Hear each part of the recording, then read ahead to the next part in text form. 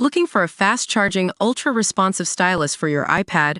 Meet the 2X Fast Charge Active Stylus Pen, designed for 2018 to 2025 Apple iPads. Take your creativity and productivity to the next level. Click the link in the video description to shop now on Amazon. KGB Spooks, mob ties, and a strange call to UK newspaper. Could Trump's release of 80,000 JFK files reveal the truth? New glimpses into John F. Kennedy's assassination could be revealed as the final sealed files on his death are set to be declassified today. Fascination surrounding that fateful day more than 60 years ago remains as great as ever as wannabe sleuths hope to find out the full truth. Only a few thousand of the millions of government records have yet to be fully released, but could shed more light on what happened on November 22, 1963. Just days after his inauguration, Donald Trump ordered the final documents be released, saying it is in the interest of the American people. And the U.S. president is set to fulfill a long-standing promise today by publicizing 80,000 pages of top-secret documents. JFK was shot in the head and neck by Lee Harvey Oswald, 24, whilst traveling in an open-top car parade in Dallas, Texas. But conspiracy theories about his assassination, from mob hits to CIA plots, have remained rife as the public guess at what might be contained in the secret files. Sensational details were revealed in 2017 when a tranche of documents were revealed, including Oswald's meeting with a KGB agent and a mystery phone call to a British newspaper. Experts have warned the drop of the final documents will likely not contain any earth-shattering revelations that would change the accepted version of events. But they may still reveal fresh details surrounding JFK's assassination and the circumstances around it. Larry J. Sabato, author of The Kennedy Half-Century, told NBC, "There's always the possibility that something would slip through that would be the tiny tip of a much larger iceberg that would be revealing. That's what researchers look for. Now, odds are you won't find that, but it is possible that it's there." It is understood just 3% of records surrounding the assassination remain shielded from the public. But the fact tens of thousands of papers remain partly or completely redacted has further fueled speculation that U.S. government agencies are involved in a cover-up. Officials have argued they have been kept back because they contain details of people who are still alive or have information and locations of intelligence offices.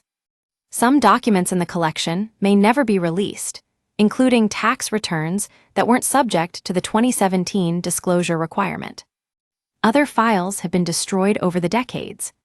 The files released in 2017 told of Oswald's meeting with a KGB agent responsible for assassinations 2 months before JFK was killed. One bombshell document said that the FBI knew about the meeting between Oswald and the KGB spy. The files also revealed how a reporter at Cambridge News told cops he received a chilling call just 25 minutes before Kennedy was shot. Documents told how the caller told the reporter to call the American Embassy in London for some big news before hanging up. Gerald Posner, who wrote Case Closed about JFK's death, believes the remaining documents could reveal information about mafia and CIA plots against Fidel Castro. Oswald, who had developed a strong attachment to Cuba and its president, visited the Cuban embassy in Mexico City just weeks before shooting JFK dead. He wanted to get a visa to immigrate to Cuba, but was frustrated when he couldn't get one straight away. Mr. Posner told NBC, "There are some files that are still sealed about the mafia and CIA plots against Fidel Castro, and I'd like to know more about that. There's a document in there on Mexican intelligence information was gathered on Oswald when he visited Mexico City only 6 weeks before the assassination. And it might disclose the extent to which the CIA knew how unbalanced Oswald was, and they didn't tell the FBI. So there could be some embarrassing things in here. It'll be interesting for history. But I don't think there will be a smoking gun document that will turn the case on its head and say here, who killed Kennedy, it was really part of the secret government, and here are the people involved." That's not going to happen. Mr. Posner has dismissed claims there could have been a second shooter. but said questions remain over Oswald's motives. He said, "There's no question at all that Oswald was the assassin that day.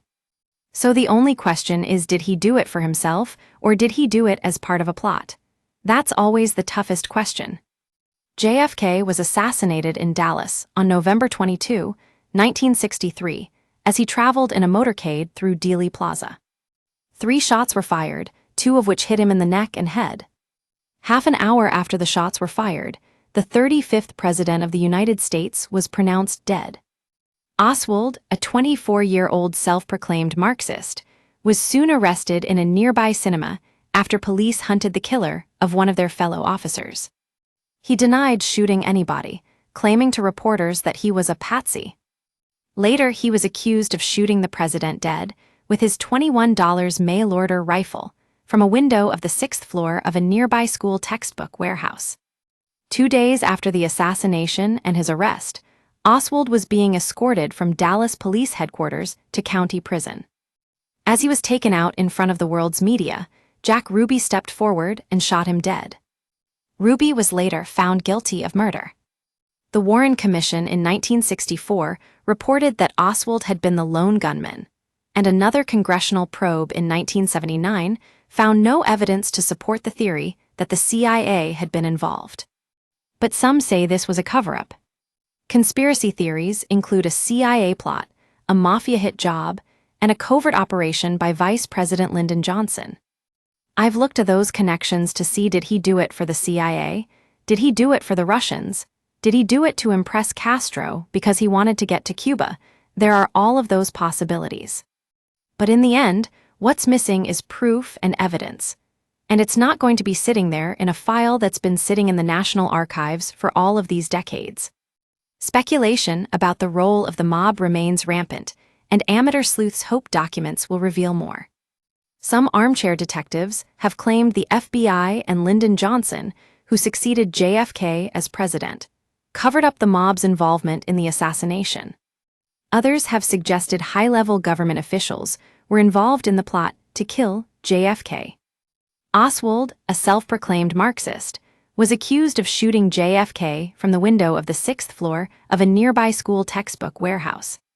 He was shot dead by local club owner Jack Ruby in the Dallas police station. Ruby, who had connections to the mob in the 1940s, claimed he had simply acted out of grief and denied any involvement in a conspiracy. Explosive JFK files, released in 2017, revealed Oswald and his killer Ruby met in the weeks before JFK was assassinated. The pair were seen together at Florida's Key West Airport in 1963 and were overheard speaking in code about Big Bird, according to the documents. Whether soon-to-be-released documents will reveal any more details is unclear, but could trigger fresh conspiracy theories and fuel well-known ones.